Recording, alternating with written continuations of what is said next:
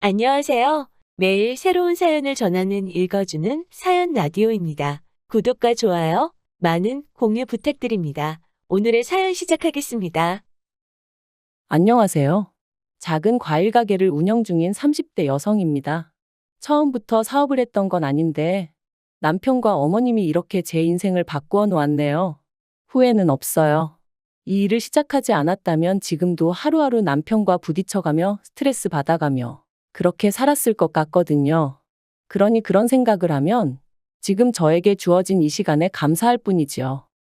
님이라는 글자에 점 하나만 찍으면 남이라더니 어쩌면 노래 가사도 그렇게 잘 썼는지 살다 보니 저에게도 남편은 더 이상 님이 아니라 남보다도 못한 사람이 되었어요. 하지만 편의상 일단은 남편이라고 부르겠습니다. 남편하고는 지인의 소개로 만났어요. 남편 쪽에서 먼저 결혼을 전제로 한 여자를 소개받고 싶어 했고 그 이야기를 전해 들은 제 지인이 다리를 놔준 거였죠. 저도 결혼 생각이 아예 없던 것은 아니기도 했고요. 그래서 싫은데 억지로 나간 자리였다 그렇게 말은 못하겠습니다. 못 이긴 척 나간 자리였다고 설명하면 적당하겠네요. 소개팅을 처음 해보는 건 아니었지만 그래도 예전과는 달리 이번엔 결혼 전제였으니 긴장 아닌 긴장이 되대요. 그래서 제 나름대로 평소와는 달리 화장도 좀 하고 옷도 예쁘게 차려입고 나갔어요. 그리고 약속 장소에 도착하니 누가 봐도 저만큼이나 긴장해 있는 남편이 먼저 도착해 저를 기다리고 있었죠.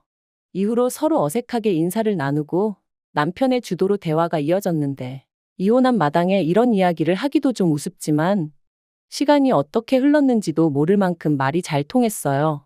그래서 커피까지 마시고도 서로 아쉬워 헤어지지 못하고 맥주 한잔 하자며 장소를 옮겼고 3일 만에 두 번째 만남을 가졌죠. 이후로 저희는 정말 말 그대로 서로에게 불이 붙어 2주 만에 정식으로 사귀는 사이가 되었습니다. 나이 30이 넘어 결혼을 전제로 한 만남이다 보니 저희는 연애 시작부터 서로에 대해서 뿐만 아니라 서로의 가족이나 직장에 관해서도 많은 이야기를 나눴어요. 사실 친구들을 보니까 연애할 땐 서로 좋아서 서로만 생각하다가 결혼을 앞두고 이런저런 조건이 맞지 않아 헤어지는 경우가 종종 있었기에 저는 그런 실수는 하지 말아야지 싶었거든요. 그리고 그렇게 알게 된 게 일단 남편의 경우 부모님 두 분 다 당시 60대 초반으로 아버님은 회사를 다니신다 했고 어머님은 전업주부라고 했습니다. 그리고 밑으로는 3살 어린 여동생이 있다고 했죠. 듣기에는 정말이지 지극히 평범한 가정이었어요. 또한 남편이 말하길 자기 부모님은 노후 준비가 다 되어 계시다며 자기는 전혀 신경 쓸 게 없다고 했으니 결혼 상대로는 대단히 좋을 것도 아니었지만 그렇다고 딱히 걱정할 것도 없다 싶었달까요? 그리고 제 친정 또한 상황이 크게 다르지는 않았습니다. 친정아버지는 여전히 직장 생활을 하고 계셨고 친정어머니도 이모와 함께 반찬 가게를 하고 계셨으니까요. 노후 또한 제가 걱정할 건 하나도 없었고요. 그런데 1년 반의 연애 끝에 정식으로 결혼 이야기가 진행되면서 황당한 사실이 하나둘씩 까발려지기 시작했습니다. 시작은 아버님의 회사였어요. 당시 남편은 아버님이 모 회사의 고문 같은 역할로 계시다고 했는데 그건 정말이지 부풀린 수준이 아니라 아주 새빨간 거짓말이나 다름이 없었습니다. 아버님은 실은 지인의 사무실에서 사무보조 정도를 해주는 수준이셨는데 그마저도 지인이 나오지 않아도 된다고 하는 걸 아버님이 억지로 나가고 계시던 상황이었거든요. 하지만 남편은 그저 아버님 자존심을 지켜드리고자 살짝 뻥튀기를 한 것뿐이라며 오히려 저더러 그 정도도 이해를 못 해주냐고 적반하장으로 나오는 게 아니겠어요? 그래서 그럼 도대체 시부모님 두 분은 무슨 돈으로 생활비를 대시냐니까 그건 제가 걱정할 게 아니래요. 어쨌든 노후 준비가 되어 있는 건 사실이라며 자식들한테 손 벌리고 그러실 분들은 아니라면서 말이죠. 친정에서는 이 사실을 아시고는 솔직히 많이 황당해 하셨어요. 아버님의 직장이 문제가 아니라 남편이 어쨌든 고의로 저를 속였다는 게 문제라고 하시면서요. 하지만 나오던 결혼 이야기를 없던 일로 하고 헤어지라 말씀은 차마 못하시는 눈치셨습니다. 왜냐하면 이 일이 있기 전까지 적어도 남편과 저 두 사람만 놓고 보자면 정말 알콩달콩 예쁘게 잘 만났거든요. 싸워서 울고 짜고 하는 일도 없었고 게다가 남편이 저희 친정부모님을 뵙기 전이었음에도 불구하고 생신이면 케이크 사서 제 손에 들려보내, 명절에는 과일 보내. 나름대로 잘했던 건 사실이었으니까요. 그래서 저희 친정 부모님도 비록 직접 만난 적은 없었지만 무척이나 좋게 생각하고 계셨습니다. 특히 친정아버지는 제가 결혼하면 사위를 아들이다 생각하고 잘해주시겠다며 정말 기대가 크셨고요. 그러니 실망하긴 하셨어도 헤어져라 소리는 차마 못하시는 눈치셨죠. 그리고 무엇보다도 저도 남편에게 실망한 건 사실이었지만 그렇다고 사랑하는 마음이 순식간에 사그라들진 않았으니 말이 나왔으니 말이지만 답이 그게 아닌 게 뻔히 보이는데도 잘못된 결정을 내리는 사람들 보면 사람들이 지 팔자 지가 꼰다 그러잖아요. 저도 사실 그런 사람들 중 하나였고요. 그런데 막상 저도 제가 선택을 해야 하는 입장이 되니까 머리로는 하나를 보면 열을 안다고 헤어지는 게 맞는 것 같은데 자꾸 마음은 한 번만 더 믿어볼까 그런 생각이 들대요. 그래서 결국 남편과 부부의 연을 맺었습니다. 하지만 제 선택을 후회하기까지는 정말 오랜 시간이 걸리지 않았어요. 결혼한 지 2달이 되도록 남편이 경제권을 넘겨주지 않아서 결국 작정하고 제가 따지고 들었는데 그제서야 남편이 실은 시부모님 생활비를 대드리고 있었다는 걸 털어놓았거든요. 그것도 1, 20만 원 수준이 아니라 한 달에 무려 100만 원씩이나 드리고 있었죠. 어이도 없고 황당하고 제가 이제껏 드린 걸 돌려받아 와라 그런 억지는 쓰지 않겠다. 하지만 앞으로는 그렇게 못 드린다 했어요. 그런데 남편이 자기가 드리던 걸 안 드리면 당장 시부모님은 어떻게 살라는 말이냐며 그럼 제가 모시고 살 거냐고 뻔뻔하게 나오는 게 아니겠어요? 그래서 노후 준비 다 되어 계시다고 하지 않았냐. 자식들에게 손 벌리는 분들 아니라면서 이게 말이 되냐 하니. 이제 시부모님 연세 60 좀 넘으셨는데 어떻게 벌써부터 노후 자금을 쓰라고 하냐면서 자기는 그렇게는 못한답니다. 그럼 두 분 다 제대로 된 일자리라도 알아보게 하셔라. 특히 어머님은 어디 편찮으신 것도 아닌데 왜 집에 계시냐 했더니 그 연세에 어디 가서 일을 하시냐며 저에게 못됐다 하는데 정말이지 노후 자금을 쓰기엔 너무 젊고 일을 하시기엔 너무 늙었다는 남편의 문혼일을 도무지 당해낼 수가 없었네요. 그래서 결국 저희는 결혼한 지 3달 만에 네 돈은 네 돈, 내 돈은 내 돈, 말 그대로 반반 결혼 생활을 시작하게 되었습니다. 가뜩이나 얼떨결에 신혼집도 친정에서 해주셔서 이렇게까지 결혼하는 게 맞나 긴가민가 했는데 반반 결혼 생활까지 하게 되니까 솔직히 기분이 정말 별로였어요. 하지만 여기서 끝이 아니었습니다. 이제 와서 말이지만 아무리 사랑했던 사이라도 거짓말과 돈 문제로 자꾸만 부딪히니 마음이 빠르게 식어만 가더라고요. 그런데 정작 남편은 아무 일도 없었던 것처럼 행동을 하니 저 인간이 미친 건가 아니면 내가 못된 건가 싶어 자괴감도 심해져 갔죠. 하지만 어쨌든 이미 결혼은 했고 싸운다고 상황이 나아지면 모를까 오히려 스트레스만 더 심해져 갔으니 다른 부부들도 별반 다르지 않을 거란 나름의 위로를 하며 그렇게 결혼 생활을 이어나갔습니다. 그런데 그렇게 1년쯤 지났을까? 하루는 남편이 뜬금없이 식당을 하고 싶다대요? 식당이라니 할 줄 아는 건 라면 끓이는 것밖에 없었으면서 말이죠. 제가 뜬금없이 웬 식당이냐, 그거 아무나 하는 거 아니다 했습니다. 그런데 남편은 어디서 뭘 보고 그런 확신을 얻었는지 자기가 기똥찬 아이디어가 있다면서 자기만 믿어라 어쩌라 난리도 아니었어요. 하지만 장사도 돈이 있어야 하지 남편이 얼마나 돈을 모았을 것 같지는 않았거든요. 그래서 그래 당신 마음대로 알아서 해 했습니다. 말로만 저러다 말겠지 설마 뭘 어쩌겠나 싶었거든요. 그런데 제가 남편을 너무 과소평가했던 모양입니다. 식당 이야기가 나오고 정말 2주도 안 돼서 남편이 회사에 사표를 썼다며 저한테 통보를 해왔으니까요. 아무리 반반 결혼 생활을 하고 있다지만 눈앞이 깜깜해지는 기분이었어요. 남편은 저한테 피해가는 일은 없을 거다. 오히려 제가 자기 덕을 보게 될 거다 하며 큰 소리를 뻥뻥 쳐댔지만 별 믿음도 안 갔고요. 그런데 이게 웬걸요? 회사를 관둔 지 2달 만에 남편은 보란듯이 서울 시내에 있는 식당을 인수했어요. 저도 말은 안 했지만 속으로 정말 깜짝 놀랐답니다. 그래도 원래 장사하던 가게를 인수했으니 권리금이랑 보증금이랑 못해도 몇 천은 들어갔을 것 같았는데 그 돈이 다 어디서 났나 싶기도 했고요. 하지만 알아서 괜히 골머리 썩느니 모르는 게 낫겠다 싶어서 굳이 묻지 않았죠. 초반에는 남편이 나름대로 기합이 바짝 들어가서는 아침 9시에 나가 새벽 4시에 들어오는 생활을 이어갔습니다. 그리고 그런 남편을 지켜보면서 저는 하마터면 거의 감동할 뻔했어요. 하지만 역시나 반년도 되지 않아 남편은 언제 그랬냐는 듯 점점 풀어지기 시작했고 급기야는 가게 오픈 시간도 자기 멋대로 바꾸는 거예요. 그래서 제가 그렇게 장사하면 손님들이 찾아오겠냐 한마디 했더니 그럼 네가 한번 해보던가 하며 버럭 소리를 지르는 게 아니겠어요? 어이가 없었죠. 내가 지더러 장사하라 그랬나 괜히 멀쩡히 다니던 회사는 때려치고 왜 나한테 화풀인가. 사실 가게 열고 나서는 그래도 남편이 열심히 하는 게 안쓰러워서 생활비도 3번이나 안 줬는데 제가 아무 말 안 하고 그냥 넘어갔거든요.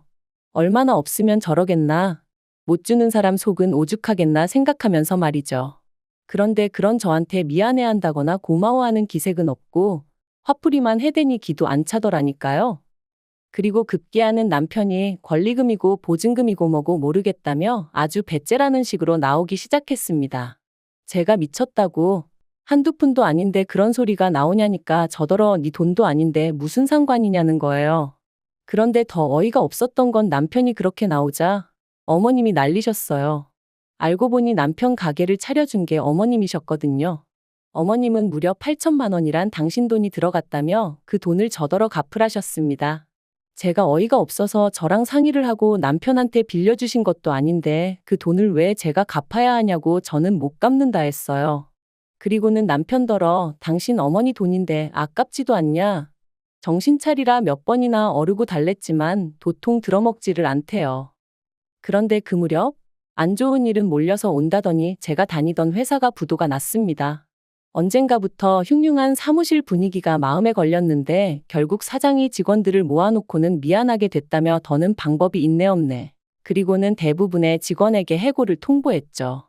직원들 몇몇이 이렇게 나갈 수는 없지 않냐며 법적으로 한번 붙어보자고도 했지만 그게 말처럼 쉬운 일도 아니고 그래서 일단은 어떻게 상황이 진행되는지 알려달라 하며 저는 저대로 또 살 길을 찾아 나서야 했어요. 그리고 그런 와중에 남편은 하도 죽겠다며 사람을 보채대니 가게에 한번 나가봤는데 사실 그전까지는 자기 멋대로 결정하고 판 벌린 남편이 미워서 가게에 가본 적이 없었어요. 한창 남편이 열심히 하던 때는 방해가 될까 싶어 못 갔고요. 그래서 제대로 가본 건 그때가 처음이었는데 여길 왜 말아먹지 싶을 정도로 위치도 너무 좋고 한마디로 이해가 안 되는 거예요. 처음엔 당장 출근도 안 하겠다. 남편을 도와줄까 싶었어요. 하지만 정작 남편은 거의 포기한 상태로 무념무상인데 자칫하다간 저 혼자 독박 쓰게 생겼더라고요. 그래서 남편더러 정말 가게 접을 거냐 물으니 그럴 거라길래 그럼 나한테 팔라고 했습니다. 그러니까 남편이 그게 무슨 말도 안 되는 소리냐면서 팔고 자시고 할 게 어딨냐고 그냥 저더러 나와서 도와주면 되는 거 아니냐대요. 그렇게는 못한다 했습니다. 보나마나 당신은 나를 직원 부리듯 할 거고 어머님은 어머님대로 당신 돈으로 차렸다 하시며 온갖 생색을 내실 게 분명하다고. 그러니까 난 무턱대고 나와서 일 도와주고 그렇게는 못한다 했죠. 나한테 아예 전적으로 팔던지 아니면 접던지 당신 하고 싶은 대로 하라면서요. 그리고 저는 그렇게 어머님의 가게를 인수했습니다. 다만 저도 모아놓은 돈이 많던 건 아니었던지라 친정어머니에게 상의를 드리니 어머니가 당신이 인수하겠다 하셔서 저희 어머님 대 친정어머니 간의 거래로 이루어졌지요. 지금 생각해보면 저도 정말 무슨 깡으로 그랬는지 모르겠어요. 그런데 정말 가게 자리가 좋아서 조금만 신경 쓰면 잘 풀릴 것 같은 확신이 들었달까요? 그리고 나중에 듣기론 친정어머니는 어머니대로 제가 확신이 있으니 한번 밀어줘보자 싶으셨다대요. 그리고 그때부터 저는 정말 하루에 길어야 4-5시간을 자가며 가게 일에 몰두했습니다. 남편은 회사가 많은 동네니 무조건 술집을 해야 한다며 그 작은 공간에 빡빡하게 테이블을 밀어넣고 술을 팔았지만 일단 제대로 된 안주도 없지 그렇다고 술이 싼 것도 아니지. 게다가 근처에는 이미 터줏대감처럼 자리 잡고 있는 괜찮은 술집들이 너무 많았거든요. 그래서 저는 과감하게 그 공간을 과일가게로 바꾸어 버렸어요. 저도 그랬지만 직장인들 대부분이 아침 먹을 시간도 없이 출근을 하는데 그럴 때 바나나라던가 사과 하나만 있어도 살 것 같거든요. 아무튼 나머지는 제 사업 비밀이라 더 말은 못하겠습니다만 과일 가게로 바꾼 건 정말 신의 한 수였어요. 제 예상보다 훨씬 더 많은 손님들이 아침 출근길 때만이 아니라 점심때 찾아오기도 했고 또 자취하는 직장인들도 많이 찾아왔거든요. 그래서 어떤 날은 과일이 없어서 못 파는 날도 있었다니까요. 그리고 그렇게 저는 단 1년 만에 친정어머니에게 빌린 돈을 모두 갚았을 뿐만 아니라 제 차도 뽑았는데 그걸 보고 남편이 어지간히 배가 아팠던 모양입니다. 참고로 이 무렵에는 남편이 역시 공무원이 제일이라며 공무원 공부를 하고 있었고 자기가 부담해야 할 생활비도 하루 이틀 밀려주기가 일쑤였던지라 따져보면 못해도 3분의 2는 제가 부담했을 거예요. 하지만 여기까지는 그래도 어쨌든 제 남편이니 이해하고 안고 가려고 했습니다. 그런데 그런 제 마음도 모르고 하루는 어머님이 제 과일 가게에 찾아오셔서는 남편에게 다 들었다며 제 가게를 내놓으라시대요. 처음부터 자기가 제 꼼수에 넘어가 안팔 가게를 팔았다면서 말이죠. 황당하고 어이가 없어서 그게 말이 되냐 했습니다. 정당하게 값 치르고 제가 인수한 제 가게니 억지 쓰지 마시라 했고요. 하지만 어머님의 억지에 이어 남편까지 저를 달달 볶기 시작했어요. 급기야는 한다는 말이 너는 이제 나름대로 노하우도 있고 그러니 어디 가서 새로 열어도 잘할 수 있지 않냐면서 자기도 자기지만 어머님이 저 때문에 얼마나 소가리를 하시는지 아느냐고 며느리가 돼서는 그러면 안 된다나요? 그리고는 며느리도 자식인데 어머님한테 효도는 못할 망정 이건 어머님 노후를 가로챈 거나 마찬가지네 어쩌네. 또 뭐라더라 자기가 언제까지 이렇게 공부를 해야 하냐. 자기도 집안에서 존경받는 가장이고 싶다. 아무튼 말도 안 되는 소리를 끝도 없이 늘어놓는데 언제까지 들어줘야 하나 미치겠더라고요. 한편 어머님과 남편이 아무리 뭐라건 제가 들은 척도 안 하니 둘 다 방법을 바꾼 건지 한다는 소리가 제대로 된 보상을 해달라대요. 그리고 그 보상은 바로 현찰 1억이었죠. 뜬금없이 무슨 1억이냐 말도 안 된다 하니 어머님이 말씀하시길 그 가게를 저희 남편이 계속 붙잡고 있었으면 1년에 1억이 아니라 2억을 벌었을지도 모르지 않냐면서 앞으로도 매년 1억씩 달래요.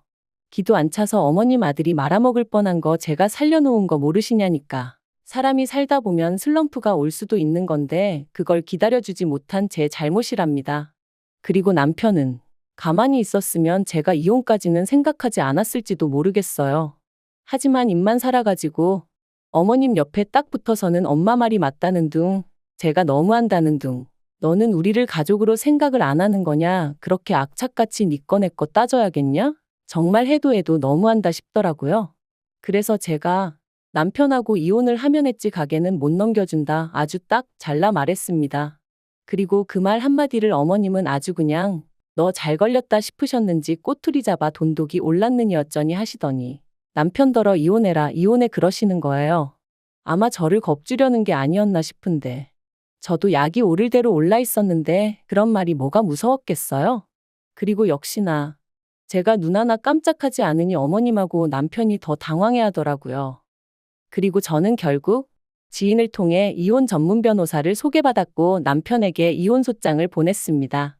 살살 어르고 달래서 협의 이혼을 할까 그 생각을 안 한 것도 아니었지만 아무래도 금전적으로 걸고 넘어질 게 분명해서 처음부터 깔끔하게 짚고 넘어가야겠다는 생각이었거든요.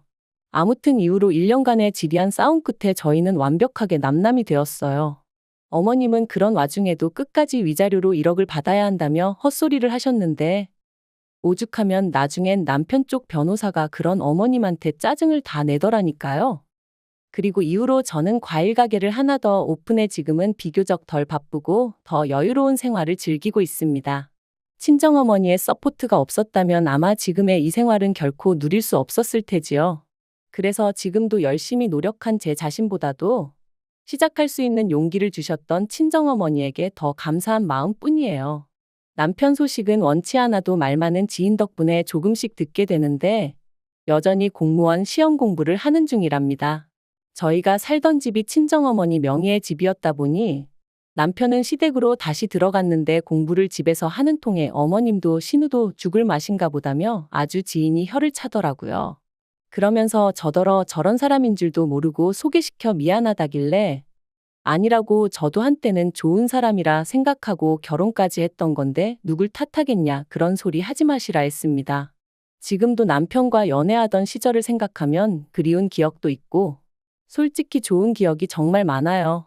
하지만 연애랑 결혼은 정말 다르다는 걸 이번 결혼 생활을 뼈저리게 느꼈네요. 왜 어른들이 그래서 양가 식구들도 살펴야 하고 가풍도 봐야 하고 수준이 비슷해야 한다고 말씀하시는지도 알게 되었고요. 아무튼 비싼 값 치르고 인생 공부했다 생각합니다. 아무것도 남지 않은 건 아니라 다행이라고 해야 할까요? 과거에 연연하지 않고 누군가를 너무 미워하는데 제 인생을 낭비하고 싶은 마음도 없어요. 지금처럼 앞으로도 저와 저를 응원해주는 사람들에게 감사하며 하루하루 열심히 살겠습니다. 긴 이야기 들어주셔서 감사합니다. 오늘의 사연은 여기까지입니다. 구독과 좋아요, 알람 설정해주시면 앞으로 더 좋은 사연으로 찾아오겠습니다. 감사합니다.